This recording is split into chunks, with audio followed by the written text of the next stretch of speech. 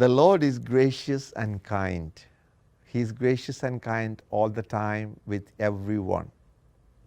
He has been very gracious and generous with one person. You want to find out who He is? Stay with us.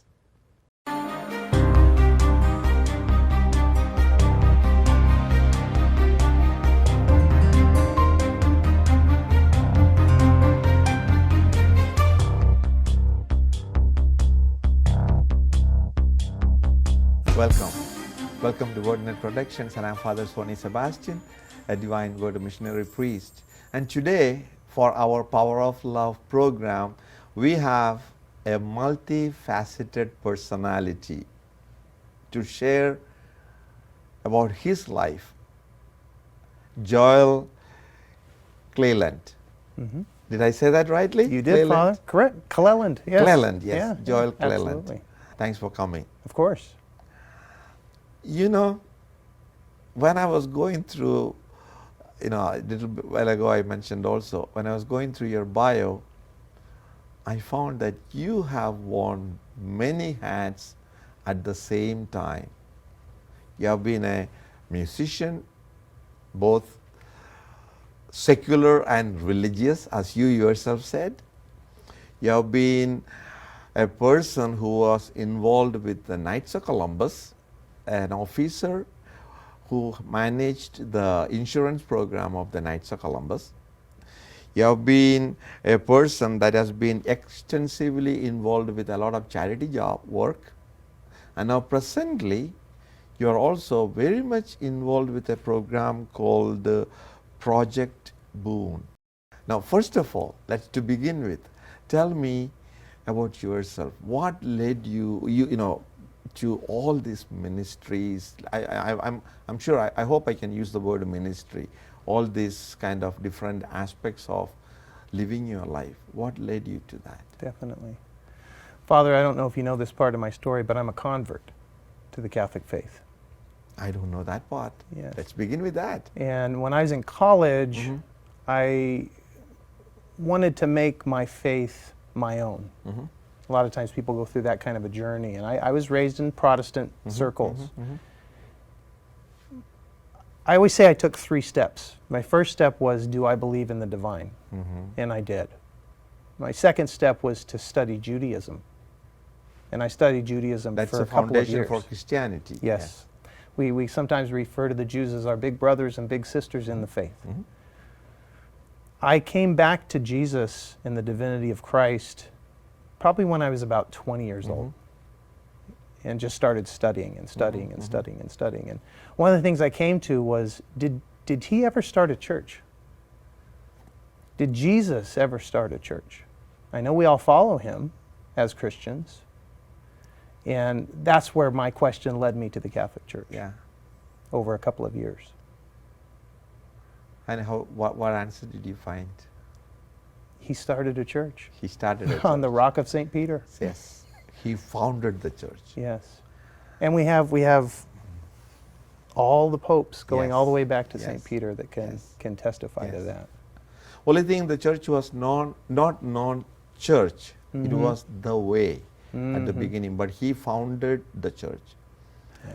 So, Yeah, but the historicity of Yeah. the Catholic Church is what really attracted- drew me in and drew you. attracted me. What hooked me were the sacraments. Mhm. Tell me a little about what have you experienced being involved with different kind of ministries in the church. I can spend some time talking about music because that's where I've spent most of my time Mhm. in church ministry.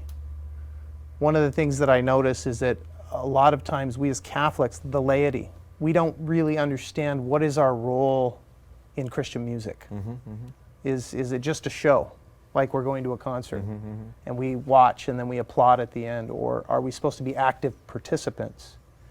One of the things that I came across when I was a music director years ago, just by reading through the documents, combing through the documents, is post-Vatican II, we're called to be engaged.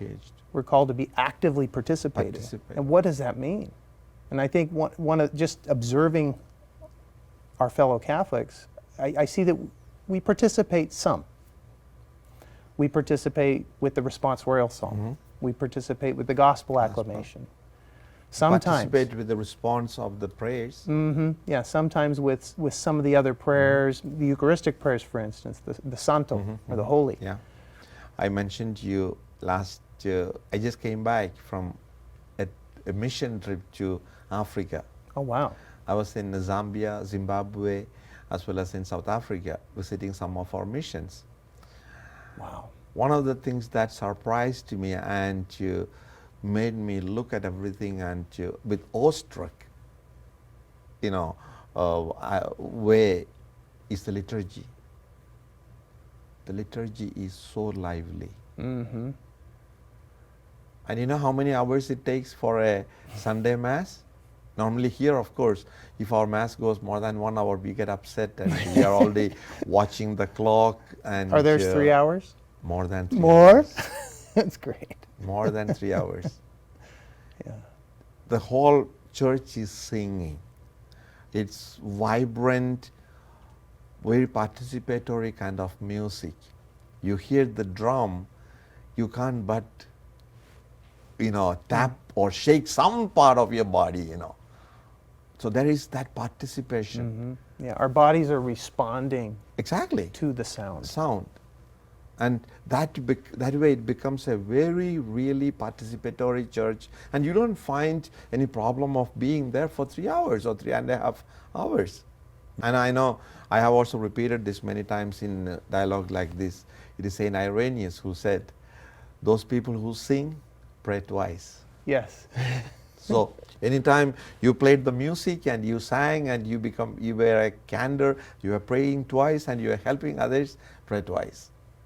But anyway. I will take that. I will accept and receive that. Now, from you being involved with the church as a candor or a music person, you have been also involved with the Knights of Columbus for many years.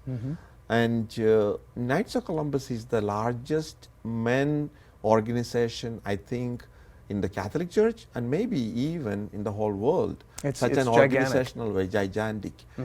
What was your experience of being an officer, and especially with insurance program? I love the Knights of Columbus because they were one of the Catholic groups that first welcomed me into the Catholic Church. I came in was fully initiated into the Catholic Church in 2000, the year of Jubilee. Jubilee, yes. And as I was coming out the parish, one of the very first organizations and groups that welcomed me were the Knights of Columbus. A bunch of well-dressed gentlemen with suits on. They were looking just fine. Yes, and they told me, Joel, you need to join the Knights of Columbus. I said, great. I was in the afterglow of becoming Catholic. And a few years later, it didn't happen right away, a few years later, at another parish, I did become a Knight of Columbus. One of the things that I think drew me in right away was all the charitable work. Because I'd already been involved with charitable work for many, many years, both as a Catholic and even before becoming Catholic. I'm astounded by the just amount of giving, service hours and actual dollars. Actual dollars, yes, I know. That the Knights are able to contribute. But my experience is, I have too many to mention. But I had an amazing opportunity as a fraternal brother, member of the organization, member of the order, and then also serving as a member of the insurance program as an officer or as a field agent for almost a decade. Joel, you mentioned, speaking about the Knights of Columbus and the charity that they do, you are presently involved with a program called Project Boon. Project Boon, yes. I'm sorry, Project Boon, not Boom. N as in Nancy. It's a N and A. The title itself is very intriguing. Project, okay. Boon, what kind of boon? What does that mean? I pray for a boon from a person or from a God. Give me that as a gift, a boon. Correct. I like to get more into context, context as well as why you and the founders of this program came up with this title as well. But we are going to take a short break No problem. because I want to get more details as well as a lot of information about this course. program that you are involved with right now. So please don't go away. Stay with us. Joel is going to share with us all about Project Boon and the many different activities that they undertake in this part of California. Stay with us.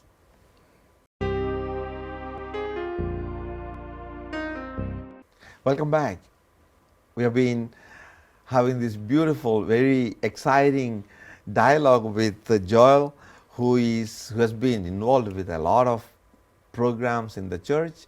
So also he's a convert from Protestant to Catholicism. And in the last segment, before we took the break, I shared with you that we want to hear more about this new project, or the project that the program that he is involved with lately, the program called Project Boon.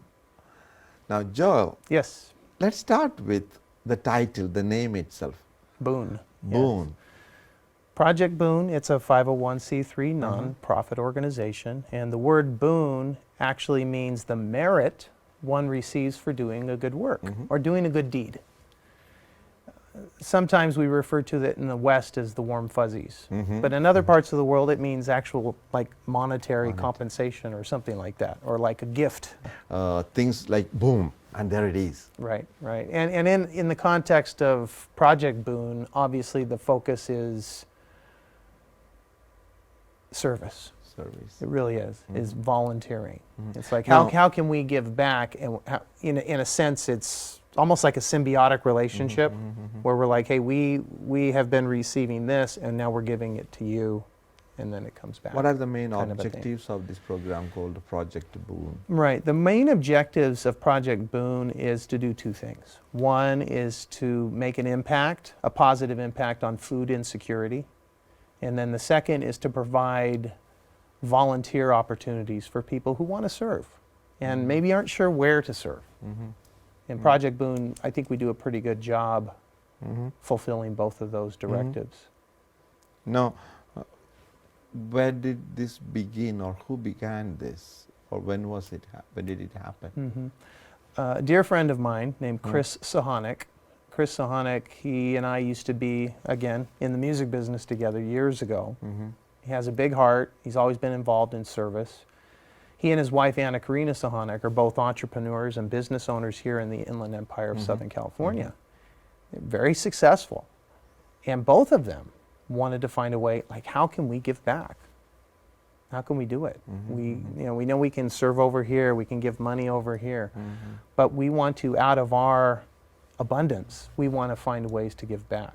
And going back maybe 20 years or so, Chris used to help in Pasadena and in downtown Los Angeles with, we'll call them feedings, but large opportunities where people who were underserved were receiving food, and he was helping. He just didn't know where to do it here in the Inland Empire. And so Project Boon was started kind of out of that. It's like, okay, we're being rewarded for our hard work. We have abundance. We want to give back.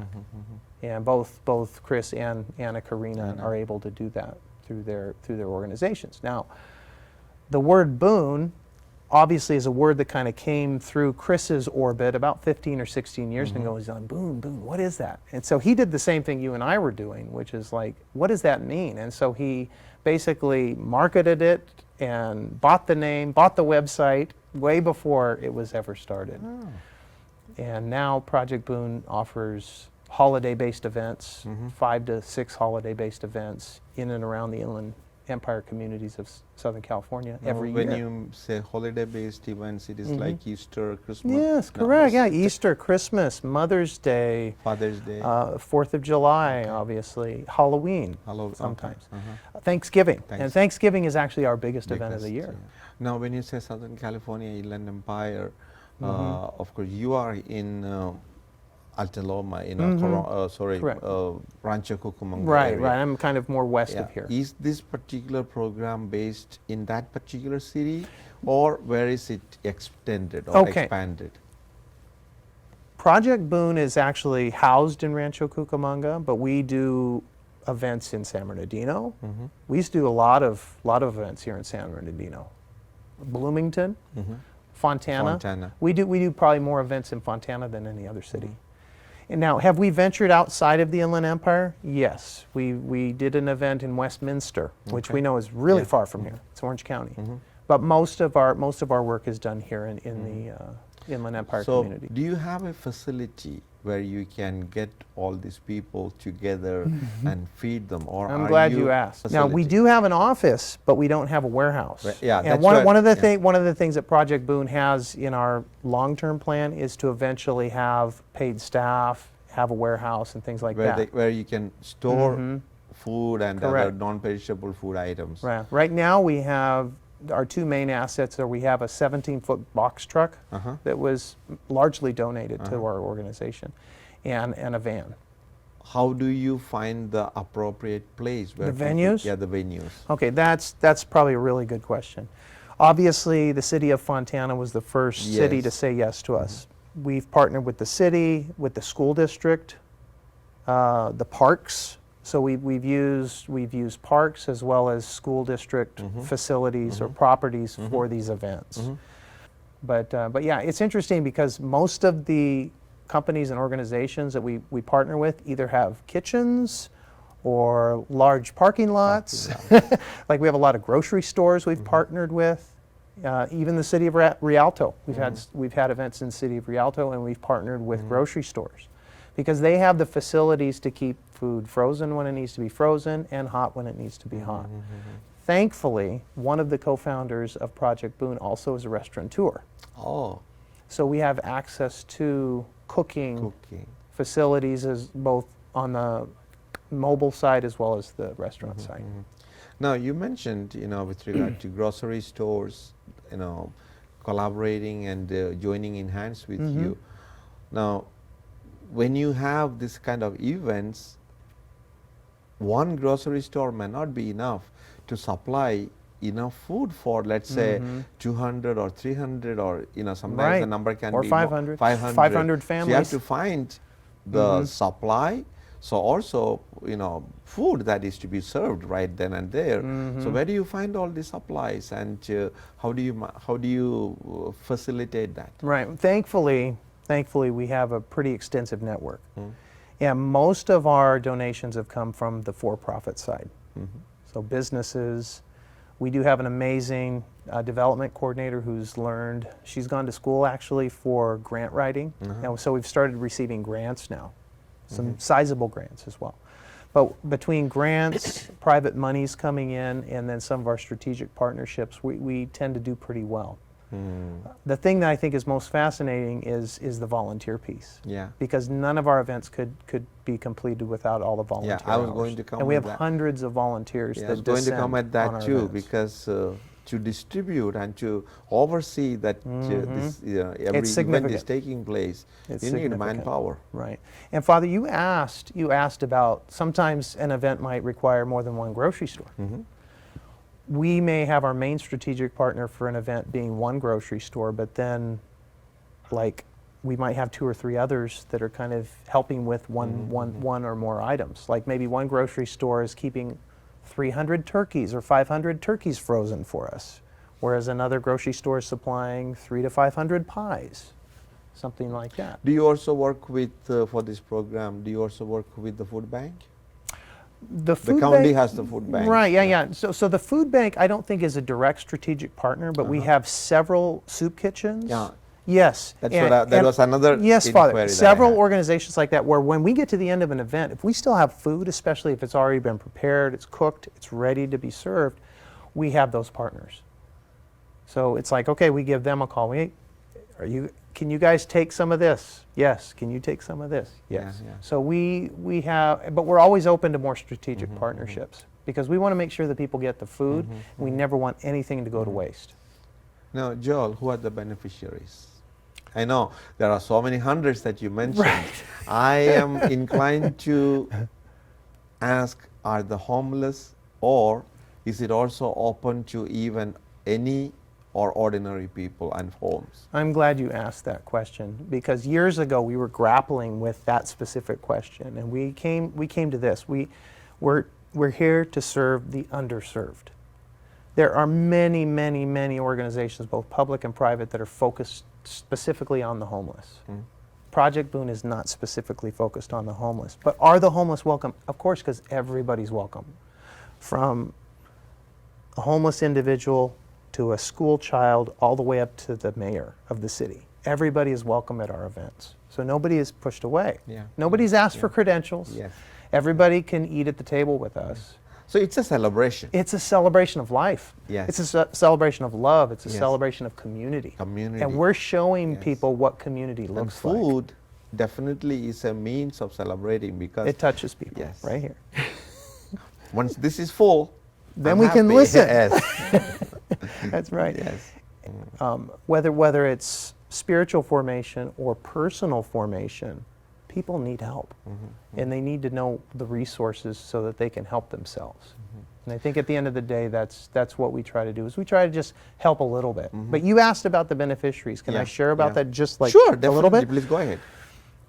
Father, I mentioned that we grappled with who are we serving. We're serving the underserved. Do we define them as the homeless? We don't. We define them as maybe 1, 2, maybe 3 steps above homeless. Maybe it's the family that I mentioned. Most of our events kind of circle around holidays, and Thanksgiving is one of our bigger ones. We had a family come to one of our events. It was a Thanksgiving event. And a father, very humble, came up to us. He looked great. He was dressed well. And he said, I just lost my job. We're going into the holidays. I had to tell my wife earlier this week, I had to tell her, we have to decide today between Thanksgiving meal or Christmas presents. We have to make that decision now. One or the other. Can't be both. Because of Project Boon, we get to do both. You know, that kind of moments definitely bring a sigh of relief. So also, especially for a father, it's very heartbreaking, you know, to speak that way to even to his own wife, and definitely to talk to the children. So this is a moment of that relief that you bring to the families and the people. Yeah, I like the way you Good said that. job. It's a moment of relief. Yes. Can you explain that part of the Project Boon program a little Of course, more? Father. Yes, absolutely. One of the things we like to do is leverage social media. So we leverage all the technology, the social media, the ways that people are able to communicate these days. We use Eventbrite, for instance. Plug for Eventbrite. One of our co-founders actually runs a marketing agency, so they actually really make us look good. But what I think we do on the communication side is we try to connect people with opportunities. And that's what Project Boon has always done. And I think Project Boon does that better than almost any organization I've ever come across. I've been involved with volunteerism for 40 years. I've been volunteering in different capacities and in different places. What Project Boon allows people to do is click on a website for an event that's coming up in the future. You know, like I said, we have a few holiday-based events a year, and then they can sign up and they're good to go. They get there, they get in the line, and they get their shirt, complimentary shirt, they get their wristband, and they're put to work. So we try to make the process of, number one, finding volunteer opportunities easier, but also becoming a volunteer easier, and then bringing it full circle with the events. Great, yeah. And I think a lot of people, when they look at what Project Boon does from the outside, they're like, wow, you guys are really organized, really organized.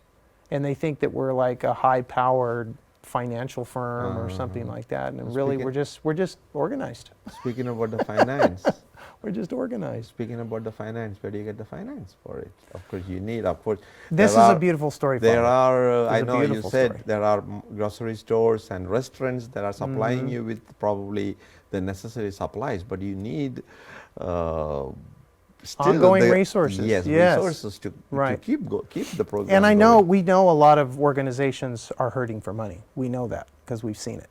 that I hope that when dollars come in, that the donors can see I think right away, that is this is where my the money went. genuineness and the transparency that you have, which definitely is always a added, gain for you. Right, and I think we will. We have a really good team. Yeah.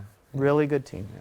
Thank you. Thanks for sharing, about this program as well as about your own personal life, from a movement from being a Protestant Christian to a Catholic Christian.